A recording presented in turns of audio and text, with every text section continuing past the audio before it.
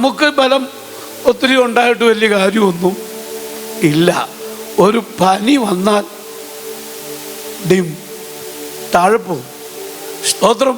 ഒരു നടുവേദന വന്നാൽ താഴെ പോവും. എത്ര ബോഡി ബിൽഡർ ആണെങ്കിലും നല്ലൊരു വേദന വന്നാൽ പിടിച്ചിരിക്കാൻ പറ്റില്ല. സ്തോത്രം. എന്നാൽ ബലം നിന്നിലുള്ള മനുഷ്യൻ ആരാ ഭാഗ്യവാൻ? ദൈവത്തിൽ ആശ്രയിക്കുന്നവൻ, ദൈവത്തിൽ ബലമുള്ളവൻ. ഹല്ലേലൂയ. ദൈവത്തിൻ്റെ ബലം നിന്റെ കൂടെ ഉണ്ടോ, നീ ഒരിടത്തും തളരത്തില്ല. നീ ക്ഷീണിക്കുമ്പോൾ അവൻ നിന്നെ ശക്തീകരിക്കും.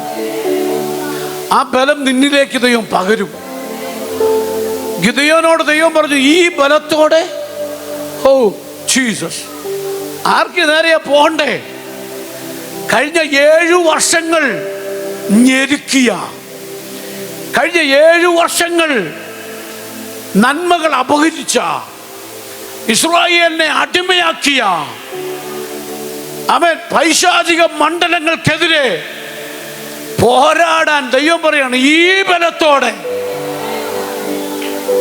എനിക്ക് ബലമില്ല, ശക്തിയില്ല, കഴിവില്ല, പ്രാപ്തിയില്ല, കുലീനതയില്ല എന്നൊക്കെ ഗിദെയോൻ പറഞ്ഞപ്പോൾ ദൈവം പറഞ്ഞു, മോനെ, ഈ ബലം, എൻ്റെ ബലം ഞാൻ നിനക്ക് തരിക.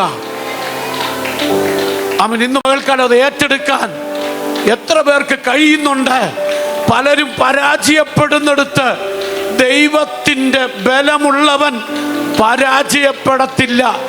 ദൈവത്തിൻ്റെ ബലമുള്ളവൻ ക്ഷീണിച്ചു പോകത്തില്ല. ദൈവത്തിൻ്റെ ബലമുള്ളവൻ അവൻ പ്രതിസന്ധികളുടെ മീതെ പറക്കും.